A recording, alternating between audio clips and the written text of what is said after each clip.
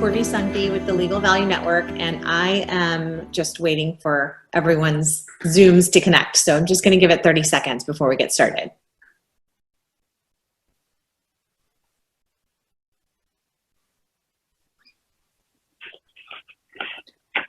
This is amazing. Thanks to everyone that signed up for today.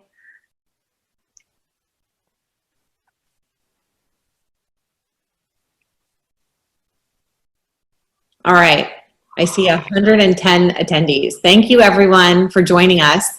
Again, my name is Followthesun. For those that don't know me, I'm with the Legal Value Network, and I'm also Director of Strategic Pricing at Paul Hastings. I really appreciate everyone joining us today for our inaugural webinar called Thriving Under Pressure, Creating Win-Win Solutions in a Time of Crisis.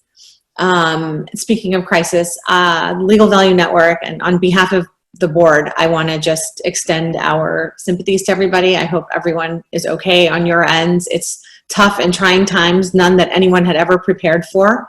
And in that note, we wanted to put this together, this webinar today, to help bring to light some of the interesting challenges and pressures we're seeing within our roles on the firm side and the client side. I'm going to go through a few housekeeping items before I hand the mic over to Toby. So first thing, being in Zoom, to maximize sort of the real estate of everybody that you're seeing, it's helpful if you click on gallery view, which is in the top right corner of your screen. That'll help you see everybody sort of laid out. And as we get into the conversation, you'll start to see their video feed as well. This is being recorded. I'm going to ask everybody to hold their questions until the end. And at that point in time, you'll have a mechanism at the bottom of the screen where you can type in your question. Toby's moderating, and he'll be able to direct the questions to our panelists. I think that's it. Everybody's muted at this moment in time. So I'm going to hand it over to my fellow board member, Toby Brown, so that he can kick this off. Thanks. Thank you, Porby. And I am very excited to be here today. Last night as I was thinking about this, it took me back to, it was about 8 years ago. In fact, it would have been 8 years ago, right, in this time frame, when we were, well, a lot of it was me at the time, putting together the first P3 conference. And in my mind, I'm thinking about, this is a lot like the first P3 conference. And I remember getting up, and I was just like electric on the stage. I was like bouncing off the ceiling going, this is the start of something interesting and something special. And it has been that. That first year we had about 120 people. Last year we had about 450. So our community has grown. And what Legal Value Network is, hang on here, I'm gonna share something up, is an outgrowth of the P3 effort. So when we started P3, it was very focused on pricing, and then over time it grew out from that with project management, practice innovation, process improvement, all the Ps that followed on. In fact, it's probably more than three Ps at this point in time. And as our community grew, there was a group of us who started saying, well, maybe we've reached critical mass. And we finally decided that we had reached that critical mass and that we needed something more than just a conference. And so at the heart of Legal Value Network, or as we tend to call it, LVN, is really the themes of community and collaboration. And you're going to see that in today's webinar. Community in that we want to embrace a lot of corners of the market. What we see is not, oh, this is law firms, or this is clients, or this is providers. What we see is that this is the place where those who are out on the front edge, taking the body blows, leading change, this is your home. And so a unique aspect of that community is our membership allows for, obviously, law firms and clients, but also providers. You get to be an equal member. And I think that's, as far as we know, quite unique in the market. The second part of that is collaboration. And I'll switch to show you some of our pillars here. And on the collaboration side, what we see this as an opportunity to come together and find solutions together. I've long preached and believed that the real wins, the real solid change comes in our industry when we come together to do it. Instead of clients going, law firms, we want to see something different, and then law firms throw something back over the fence and say, well, here's something different. The clients are like, well, that's not exactly what we're thinking about. And there's this just back and forth when I'm like, don't look at it as a fence, look at it as a gate, open the gate and let's have this conversation. So that is a lot about what LVN is designed for. Community collaboration. We have our 6 pillars. You can see them there. We're going to build around that. We're very excited to be here. Our timing may be wanting on some levels, but that's okay. And it's actually, as the old saying goes, never waste a good crisis. So we actually see, and it'll be some of the themes we touch on today with our esteemed panel, about how the current crisis is accelerating change and how that could be good, how we can leverage that to bring about that community and collaboration. So with that, I want to introduce our panel. First up is Alex Guardo. I think I got her name proper there. Good morning, Alex. Alex is the Pricing and Analytics Officer at Shell. In Alex's prior experience, she was at a law firm, so she brings a multitude of perspectives. So welcome, Alex. Glad to be here. Next up is David Roof, and David is the Chief Client Solutions Group Officer at Baker Donelson. I've known David for a long time, and he's done a lot of incredible things. I mean, at your firm, the change you've driven there is pretty spectacular. So we're very pleased to have David here today. Next up is Audrey Rubin. Audrey has served as the Vice President and COO for the Law and Compliance Department at Aon, and now has her own consulting company. So she really brings like a deep client-side view to this dialogue. So welcome, Audrey. Thank you. Last and definitely not least is Jay Ohm, Director of Pricing Strategy at Baker McKenzie. Jay and I have known each other for a while and have, I would say, our best conversations over a bottle of wine, where we dive very deeply into not just change in the legal industry, but the meaning of life. So very glad to have you all here today. With that, I want to dive into the topics.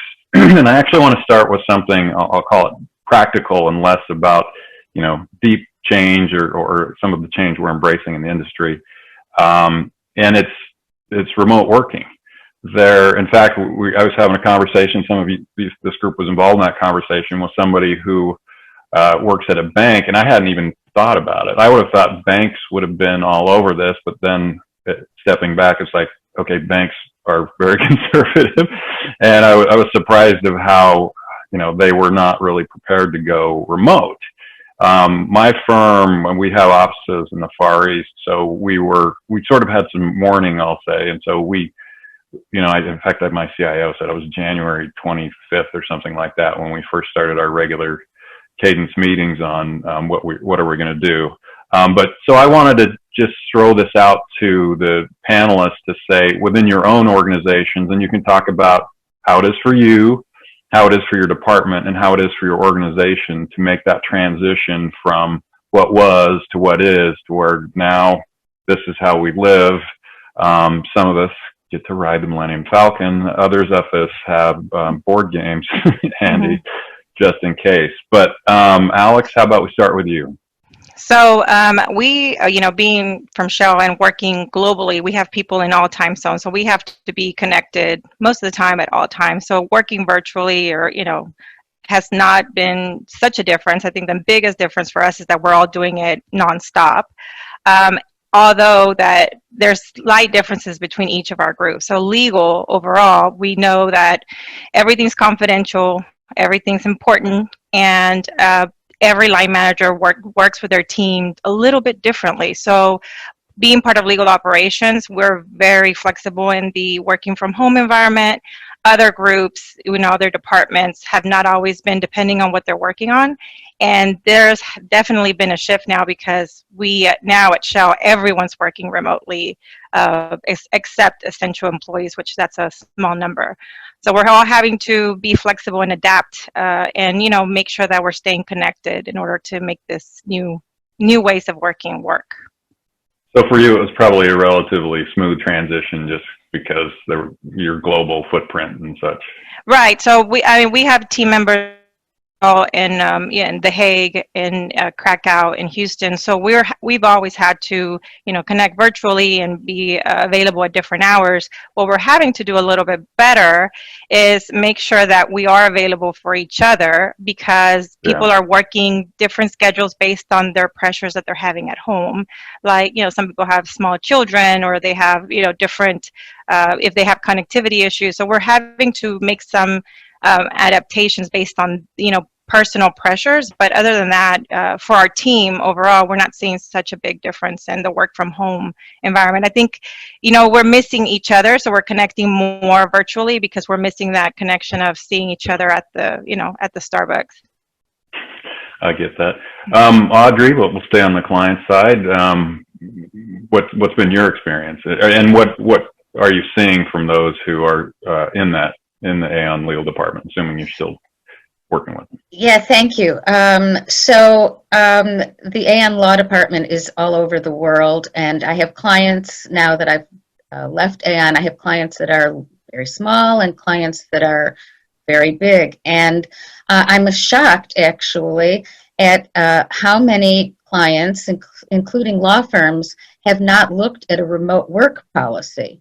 It actually surprises me, only because to me that would be an essential policy no matter what, especially if you're going to retain and attract talent. So there's kind of this flurry right now of we better get our remote working policy in order. So anybody who hasn't, I suggest, if you haven't thought of it already, which you probably have, you need to do it. The other thing that I'm finding is there is this issue with long meetings, because it's hard to have a long meeting with somebody from Australia if it's the middle of the night for them. So long group meetings talking about, really important kind of strategic issues seem to be getting deferred. And the other thing that I'm really surprised at is that a lot of firms and departments are still working on calming the panic rather than using this as an opportunity, which I know everybody on this call sees it, as an opportunity to make some real change and get to projects that you might have had on the back burner for a while. Because if your work hasn't slowed down, at least you're not commuting, right? So at least you have some additional time that I think you should be paying attention to how to keep your talent engaged, because when we're remote, we're a lot less engaged. So I would say that's the third thing that I'm finding, and I'm surprised to find. Interesting. Yeah, and I like your comment about not commuting, because my commute is typically on an airplane, and I did the math, which I shouldn't have done, because I traveled almost every week, and I counted it about 15 hours, which was getting to the airport, waiting for the flight, on the flight, getting to whatever hotel or office I was headed to. And I was like, wow, I got that back. It's a little bit different now. So let's turn to the law firm side. David, how has it been going at your firm in terms of the shift to remote? Well, I think I'm going to speak in terms of, our client solutions team, and then, the law firm as a whole. For our team, it really wasn't that big of a change for us because we're spread out across our 17 offices. So we were used to not being in the same office and having conference calls to connect and coordinate projects. So, moving to home wasn't as big a deal for us. And pretty much everybody on our team was already set up, to be able to work remotely because of travel and things like that. For the law firm as a whole, I think it's been a shock to the system.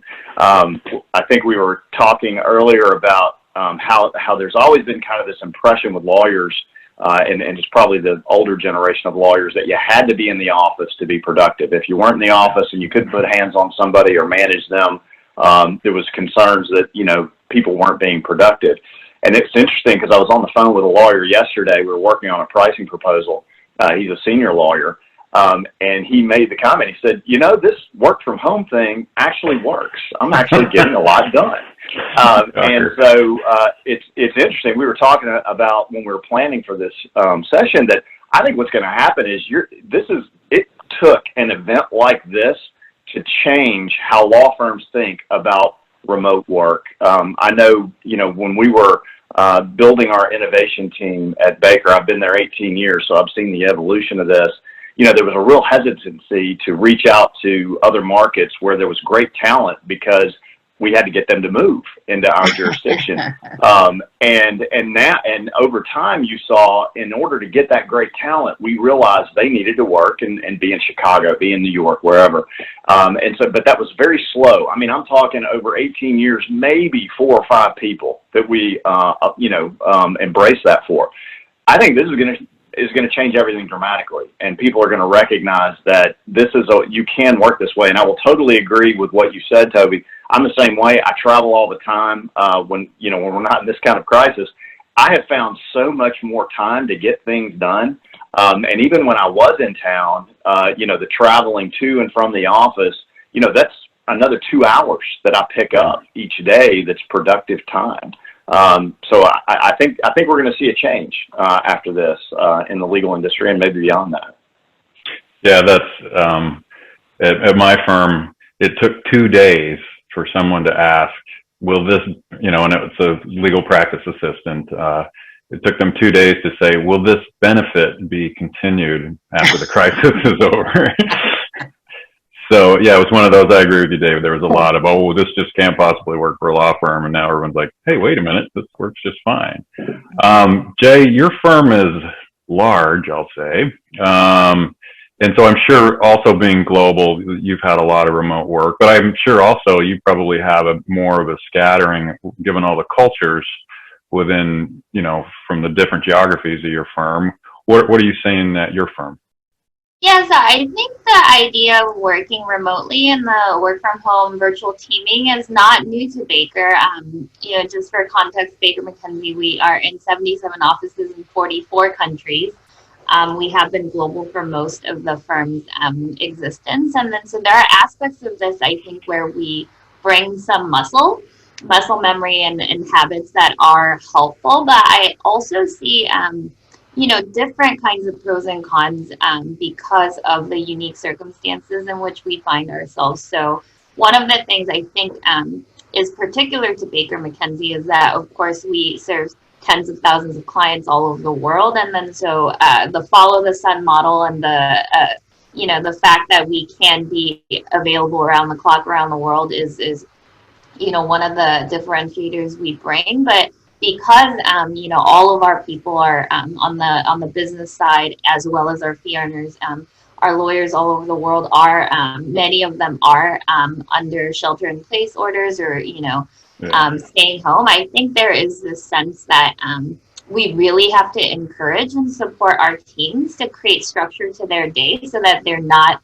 actually a single person working around the clock. The strength of the team means we can provide that coverage while providing some semblance of work-life balance, even in these challenging times. And then so I do want to emphasize some of the emotional pressures that are, facing not only our teams, but, our lawyers across the firm as well as our clients. And I think that this is a time when empathy is more important than ever before. I think we do need to act and speak and, make decisions, whether it's about staffing or assignments or expectations on deadlines.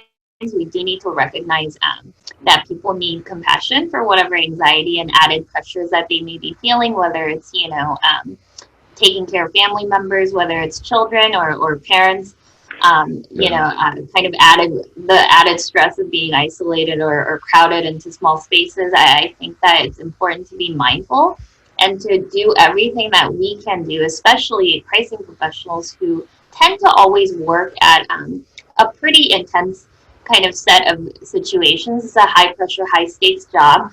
And I think the most successful pricing professionals know that one of the best things we can do in any situation is to de-escalate any tension instead of escalating, challenging situations. And then so I think those skill sets become more important than ever, especially when we're losing that kind of face-to-face contact. So I think video conferencing, kind of having that commitment to seeing each other and making sure we recognize the humanity of all participants in the conversation, I think these are coming to the forefront, and I think it's a very good development that will actually ripple out into stable effects post-crisis. And then I think it's a great opportunity to rethink how we, actually communicate, collaborate using a full complement of the tools and technologies that are available to us.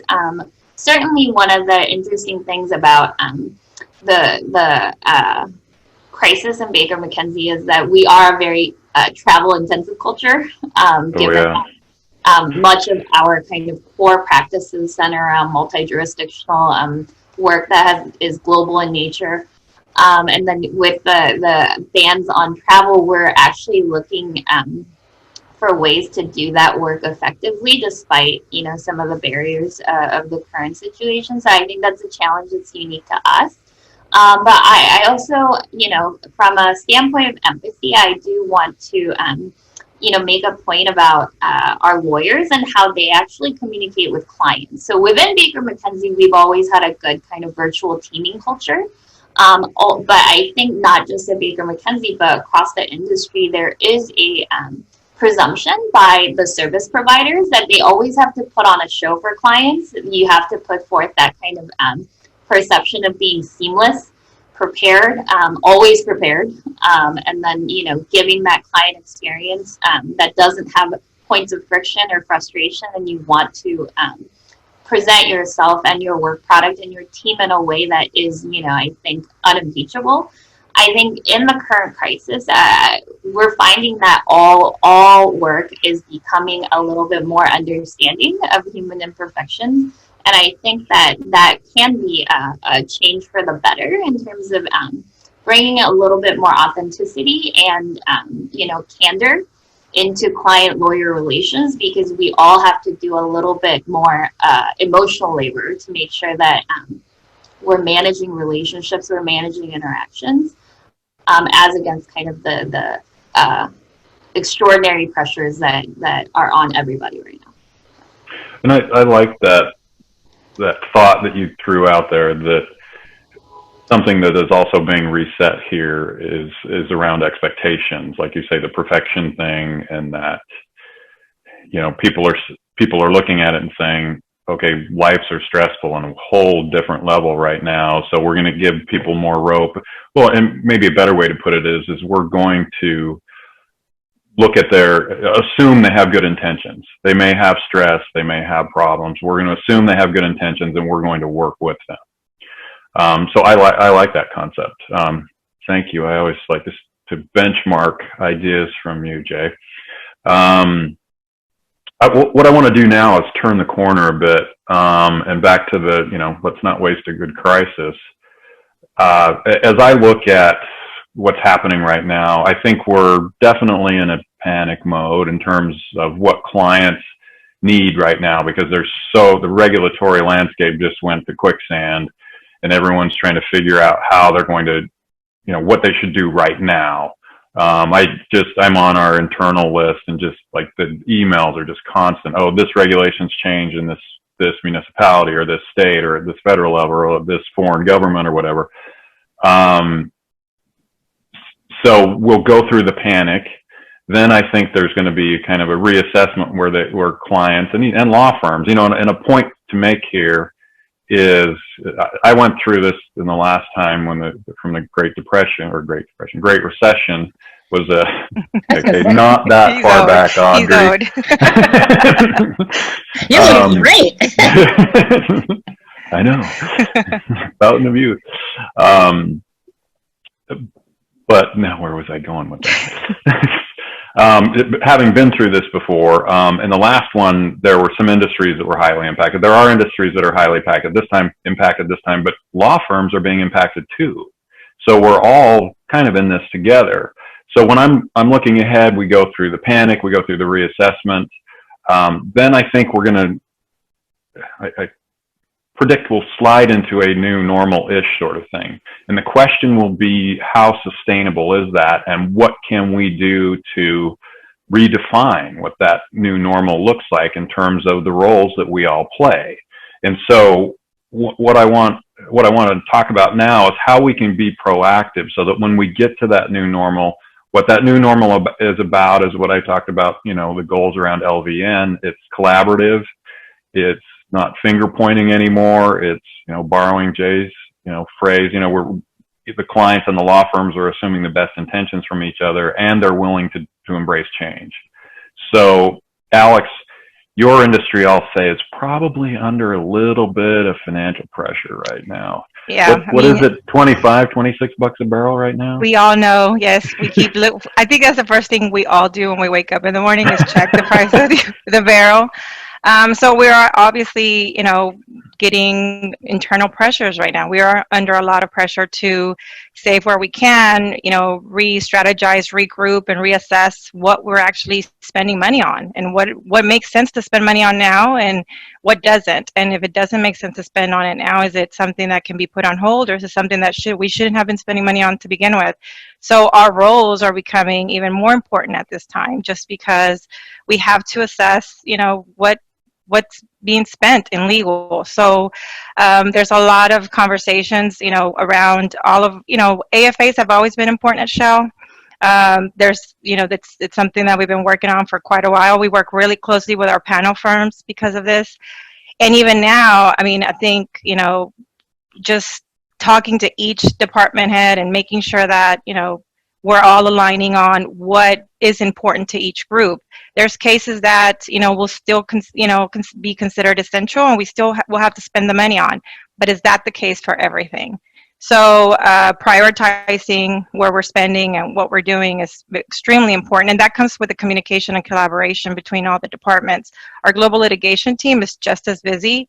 We're not losing any steam here. Just because the price of oil is low, it does not mean that we don't have the external pressures that are coming at us. It just means that we have to be smarter at how we do things. And that means, reevaluating our processes and evaluating how we work with our firms and evaluating what makes sense as we move forward in this very unique environment. So we are very conscientious of that. And, like you said earlier, making sure that we are, mindful of our firms and that everyone is working in this stressful time, but that also has to align with our business goals and the pressures that we're getting. So it's a very it's a very unique situation for all of us to be in, because we've always had these pressures, but now they're super I think when our legal director said it's on steroids.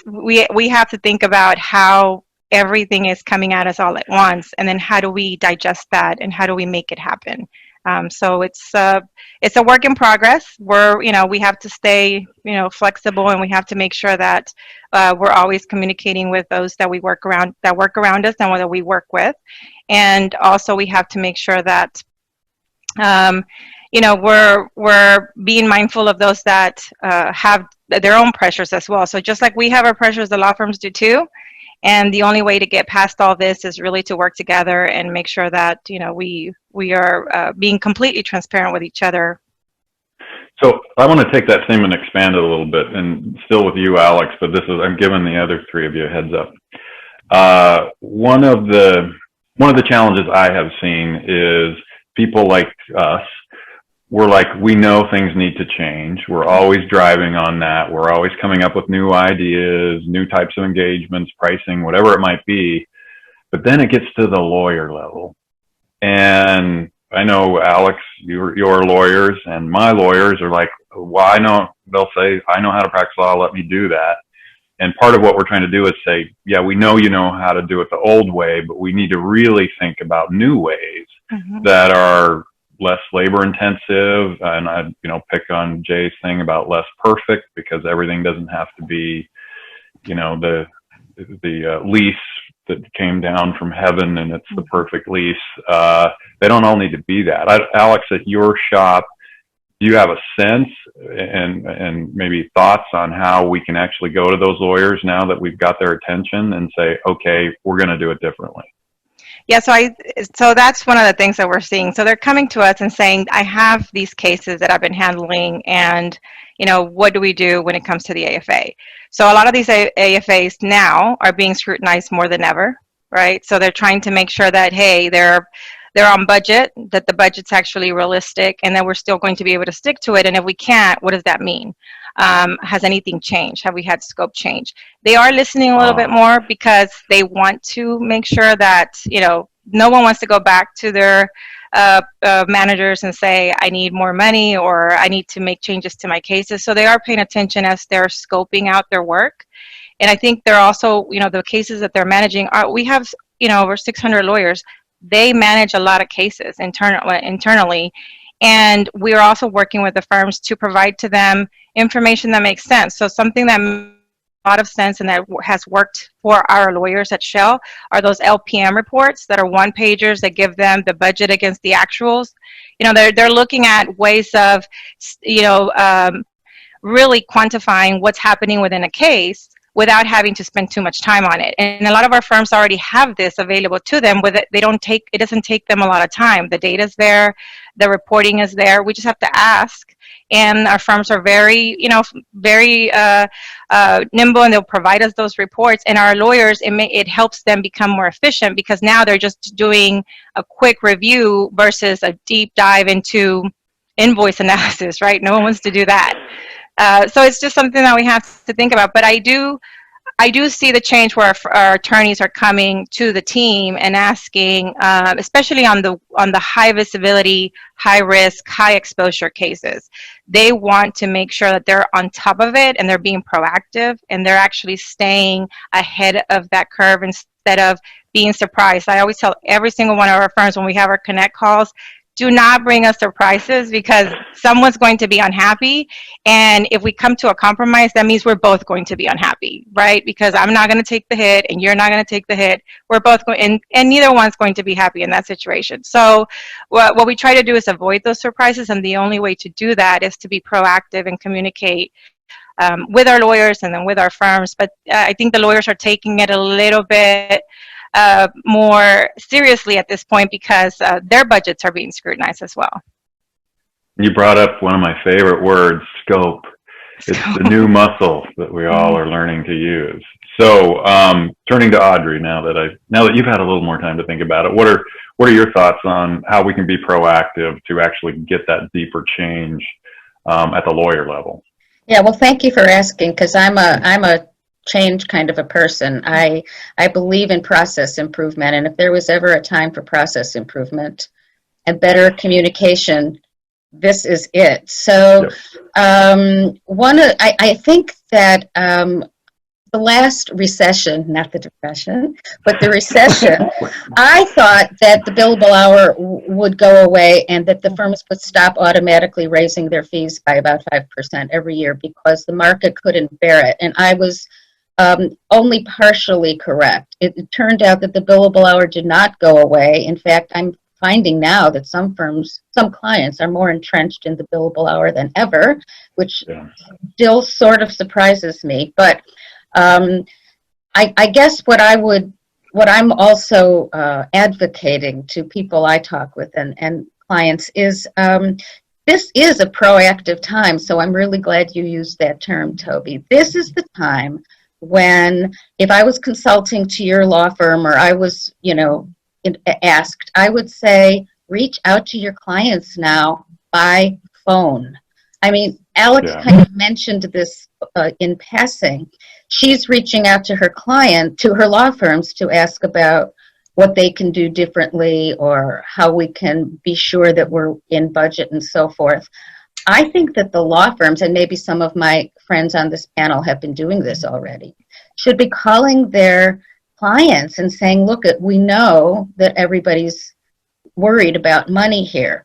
Let's figure out, is it cash flow, in which case maybe we can defer some payments until Maybe the law firm doesn't have a December 31st fiscal. Maybe they don't mind getting paid closer to, in January or February. I know Baker, for example, Baker McKenzie has a mid-year fiscal. So maybe the law firms can offer that and really cement a relationship almost forever. Once, if you come to me as the client and you say, if you are in a cash flow crunch right now, we will work with you on slower payments or something, or we will extend the RFP agreement, the flat fee agreement, the AFA, and we will reduce it, but we will, if you'll agree to extend it for a year or whatever. These are the times when people should be talking and seeing what each other needs to help each other. As you mentioned, this should be a time of collaboration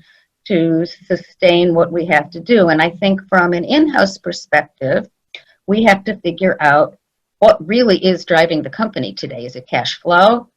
Is it cost? Is it, the problem that we have some pre-existing contracts that we're stuck with and we'd like to renegotiate? What are the financial metrics that are driving the company's concerns? And let's go to work on them, whether it be sending some more work to lower cost locations of a law firm, or overseas to a lower cost location, setting up some contract hubs in the meantime, whatever it is, let's work together to figure out how to really be sensitive to the needs of the other. And I think that goes a tremendous way to business development as well as cost reduction and financial improvement.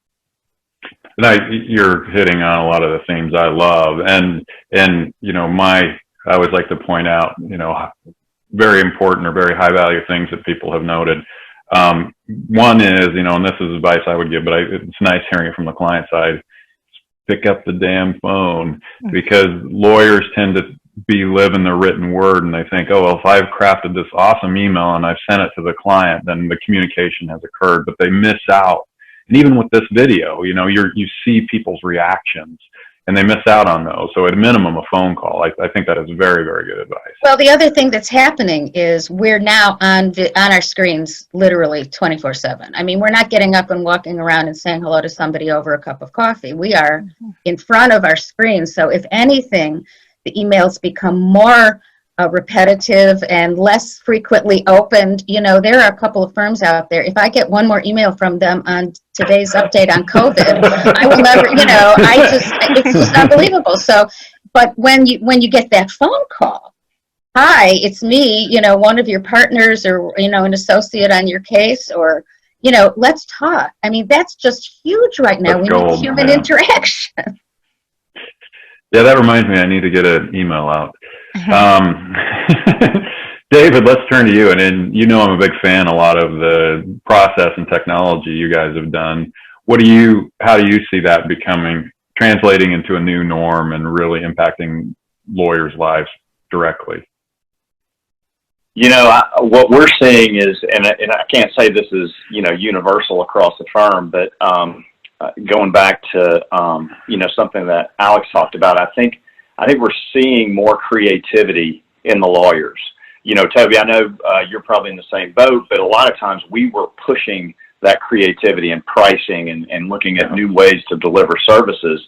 Now we're seeing lawyers coming to us and they're really excited and they have some ideas, and they see this environment as an opportunity to make a showing with their client. I've talked to several of our former in-house counsels at Baker about, how they have managed through previous crises and, what resonated with them. And one of the things they said is that they never forget the firms of the lawyers that help them survive a crisis. It creates these long-standing relationships that will carry beyond where they're sitting right now. And so, some of the things that we're seeing, we have clients that are under financial stress because they're seeing a drop in their own revenue, and they don't have the funds to finance a lot of the things that they were doing before, and they're calling us and asking for some concessions, and it's created this very collaborative and empathetic atmosphere, them not wanting to overstep, but also, needing some help. And we're seeing our lawyers, if a client comes and asks for a short-term rate concession or a longer pay stream, our lawyers are actually coming up with other ideas. They're going back to them not only with a yes for that, but they're saying, how about we do this too? How about we fix fee this engagement, or where we've previously been billing hourly? And that's been really exciting, from somebody sitting in my, position who's been trying to drive change for years, to see these lawyers going above and beyond the call of duty. And it's not, for example, we have several panel arrangements where we work as part of a small panel of firms, and we're seeing all of those panel firms coming to the clients with ideas of ways that we could help. And it's not just on a particular engagement or a pricing opportunity, but it's also with technology that we can bring to the table to help them maybe address some of the challenges that they have. And then I got an email yesterday from a lawyer who's handling a specific case for a client and wants to proactively go back to that client and offer a fixed fee or some sort of other predictable arrangement so that they can help that client control the cost. It's a fairly big engagement, and they want to give that client some relief over the next 4 to 5 months. So I feel like it's really created an environment where attorneys are thinking outside of the box. All this stuff that we've been beating them over the head with for years is now starting to percolate to the surface, because it's a stressful environment, and all that stuff is there. And now it's, coming out, and they're actually trying to apply it in practice. That's crazy. But you just warmed my heart, David. I was like, we all listen, past 10 years or whatever, we've just been banging on all these concepts, and now there's a crisis, and the lawyers are going, hey, wait a minute, I have an idea. That's right. That was awesome to hear. Jay, how about from your perspective? So I have many thoughts. As always. I'll start with an unpopular opinion. Toby knows this about me, and many people dialed in right now may be surprised to hear that I am actually one of the few proponents of the billable hour. I do not believe that it will ever go away. And I do think that there will always be a place for the billable hour in legal services, because in many cases where the scope is undefined, the complexity and the volume or the stakes in question are not well understood by the client or the outside provider, the billable hour remains the simplest way for clients to buy expertise that they do not have in-house. So when there is a need for specialized expertise, it's an unpredictable situation that is difficult to plan for. And simplicity in and of itself is a value proposition. And I think that is something that needs to remain in the legal buy toolkit. Now, do I think it should be the default pricing model in legal services? No. But I think when we kind of focus on the death of the billable hour and why is it so persistent, I think there are real reasons. And the question is really matching the right pricing model to the right situation. And that contextual analysis requires deeper client dialogue. And then so as against that backdrop, I think a little bit differently about this crisis and change. So I want to zoom out, way out, not just from the pricing perspective or the firm perspective or even the law department perspective, but if you look at the macroeconomic landscape right now, we are seeing entire sectors experiencing 30 to 40% drop in market capitalization. We're seeing seriously widespread liquidity issues. So kind of the lifeblood of corporations, right? Cost of capital, access to credit, the cash inflows from their revenues. And I think one of the things that we're seeing right now that is absolutely unprecedented, and they do not teach it in business school, it is not part of any kind of economic series, is a freeze or slowdown of the real economy. So by the real economy, I'm talking about real people going out and earning and spending money. That is not happening across the world. And then so the pressures on the enterprise, right? So I'm talking about actual corporations, not the law department. The size and scale of their liquidity challenges and the financial challenges, I do understand clients will be going to their law firms and asking for emergency relief, which, I do think should be temporary and designed very, very bespoke and customized to the specific pressures that the client is experiencing, because we are seeing lots of variations across sectors. Even within sectors, we see a lot of variance in the experience of clients as far as their operational and financial stability based on their debt position, based on their balance sheet, their cash flows. So it's really important actually right now for pricing professionals on both sides of the aisle to actually enhance their commercial understanding of the overall context of the enterprise, right? But going back to kind of the size and scale of challenges for our clients right now, what happens to the legal budget this year will be a rounding error. And then so I think that the best thing that the law department can be doing in the first kind of 90 days of the crisis is one, operational stability because of all of the changes that are happening to the workforce and to the actual revenue generating activities of the company. The second is financial viability. And I am really talking about far beyond the legal line item in the corporate budget, right? I am talking about cost of capital, government relief, stimulus spending, what is the company's cash and credit position, access to capital. These are all mission critical crisis response kind of work streams that legal needs to be involved in. And then so recognizing the urgency and importance of the net new pressures that our clients are experiencing, I'm not sure right now is the best time to be pushing a change agenda. I think that time will come, certainly. I think that, so we have to kind of look at the upcoming weeks and months in a phased sequence, right? Because prioritization does have to do with the order. It doesn't mean that we're not going to have that conversation, but we now may not be the best time to have that conversation. And I think that in determining that context, that's where the underlying strength of the relationship and how well each lawyer understands each client relationship is going to really show its value. What's the size and shape of the department? What's the size and shape of the legal ops team? Is there a team that is dedicated to managing legal budget and spend that can actually shift capacity to some of these fundamental structural change projects?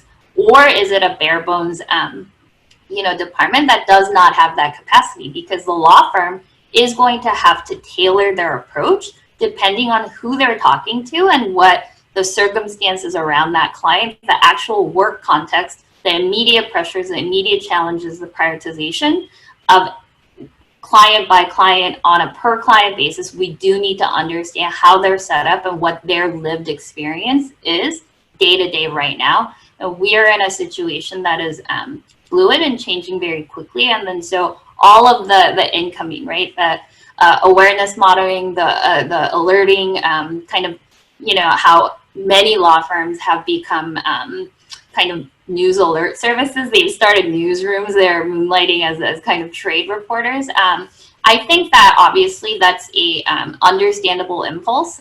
Ron Friedman had an amazing post on his blog, kind of a roundup of all of the COVID-19 resources. And if you actually click through a lot of them, you can see a critical mass of 5-6 law firms publishing the exact same alerts, and we're hearing from clients that they're drowning in these emails, right?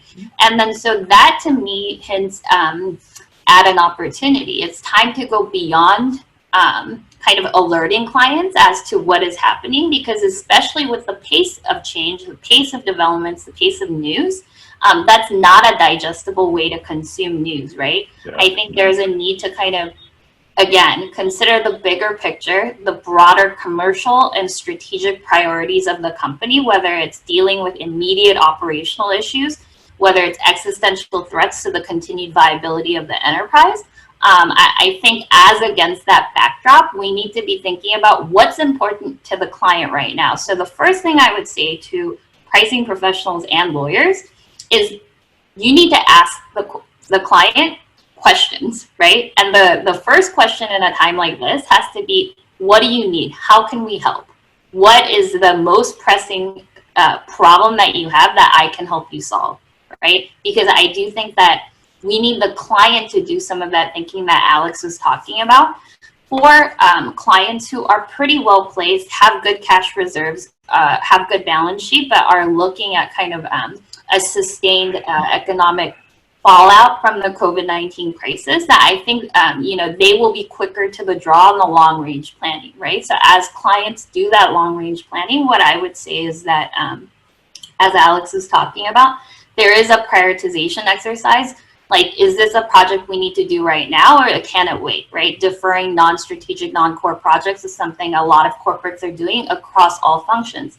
But there may be questions about, you know, what is the strategic value, the economic risks, so reputational risks. There may be a new kind of framework to use for work sorting, for clients to truly understand what work is most important to their continued not only survival, but how can they thrive after the crisis, right? I think it's a good opportunity for legal to, you know, reclaim that seat at the table among the C-suite and take part in that strategic planning. And then, of course, they should be activating their outside counsel.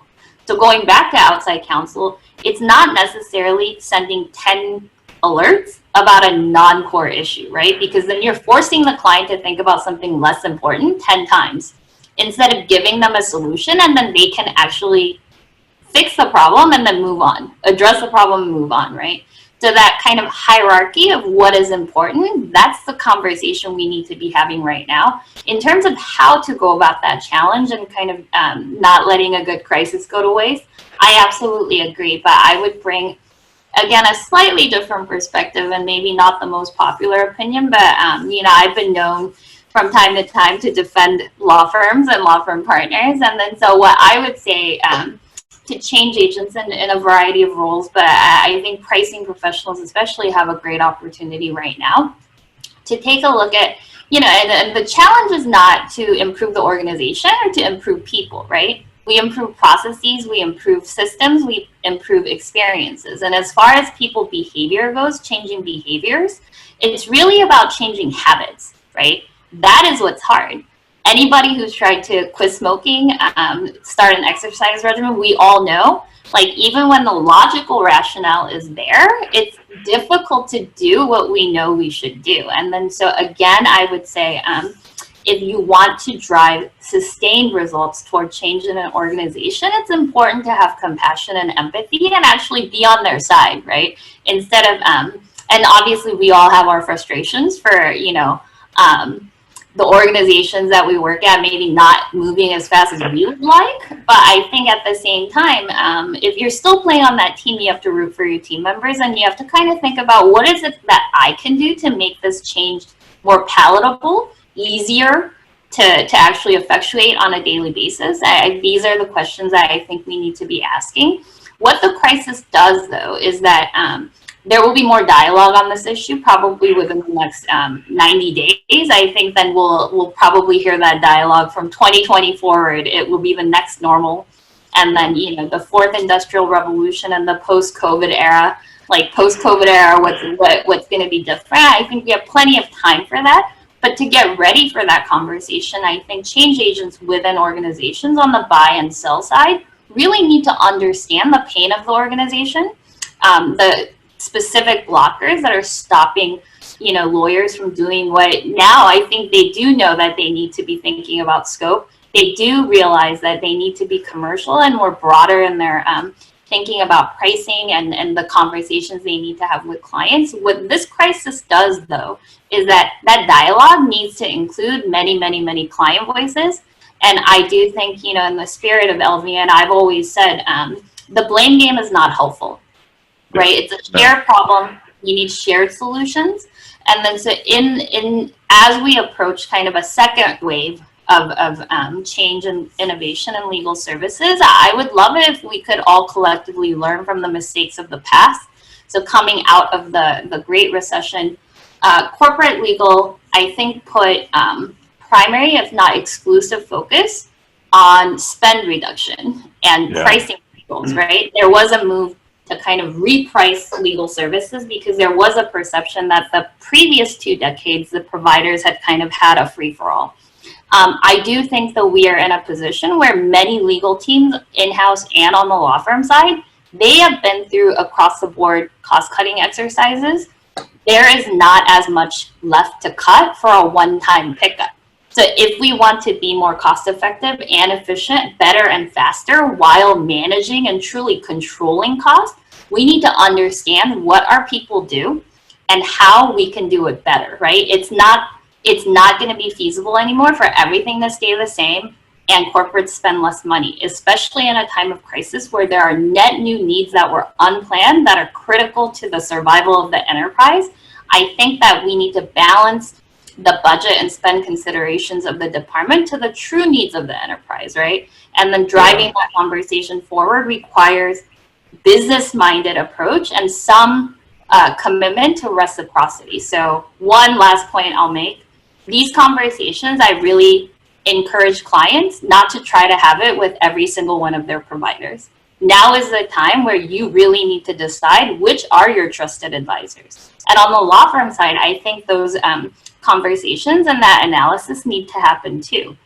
Certainly we value every client and we deliver the best quality and the service we can to every client at Baker McKenzie, but certainly some relationships are much more long-standing than others. Some are much more stable than others, and I think these are considerations we all need to be looking at from a commercial standpoint in the challenging weeks and months that are coming. So, as usual, Jay, you put in so many thoughts, it's hard to pick one to focus on, but I will do my best here. I get what you're saying about, the new normal and what really does that mean. And what I heard was that there's some fundamentals we should be focusing on. And the fundamentals are trust and communication. It goes back to what Audrey was saying, pick up the phone. And it's that we need to, if we're going to drive some change in our lawyers, maybe the change is just engage with your clients, because clients repeatedly tell us, understand our business. If you want really to give us the right kind of service, understand our business. And so what you've said is now's an opportunity to really push that up with the lawyers and say, look, do your industry research, understand, that the hotel industry is in this space and the airline industry is in this space and the oil industry is in another space before you go in and just say, do you have more work for me? So that's how I guess I would put a wrapper around what you said. And we're almost at the top of the hour, and I know you have more to add, Jay, but I'm going to have to put a wrapper around this whole thing. We do have a few questions here, and if people have questions afterwards, feel free to email info@legalvaluenetwork.com. If you know me, feel free to reach out personally. I want to thank our panelists today, especially in this time of stress and everything like that. And we all had to put on, a shirt or something like that. There was one question I did want to address. Somebody's asked about P3 for this year. That is under consideration. In fact, there's a call tomorrow to discuss that. At this point, I can't say either way, but if you look ahead and see what's happening out there, I would say it's questionable. Will it go virtual? Also don't know at this point, but we have a whole bunch of awesome content in the hopper for P3 that it would be a shame to not take advantage of. Lastly, second to last, I want to point out something that LVN is going to be doing in the coming weeks. This is something that Keith Mazierick is championing, whatever that word is. We're creating this council of luminaries, and what its intent is to bring a small group of thought leaders together, assemble periodically, and have a conversation not unlike the one we just had, but then capture that and on a weekly basis share it out and say, here's some thinking, because we know nowadays, 3 days is a long time in history, and who knows what will change in 3 days. So on a weekly basis, we'll be doing that for a while. And on Mondays, we'll send out a curated, here's sort of what people are thinking, here's what's hot for them. Once things calm down, we'll probably go to something like a monthly cadence for that. But we're excited. It's another step in the LVN path to help, build community and collaboration. So lastly, I want to thank Alex. I want to thank Audrey. I want to thank David. I want to thank Jay. Really appreciate your time today. We had, when I was watching a max, like 145 people. That's pretty incredible for a webinar like this. So your expertise and your experience and your thoughts you shared were greatly valued. With that, like people get back to their next screen share. Thank you all. Thank you so Cody. much. Good. Thank you. Bye. Bye, everybody.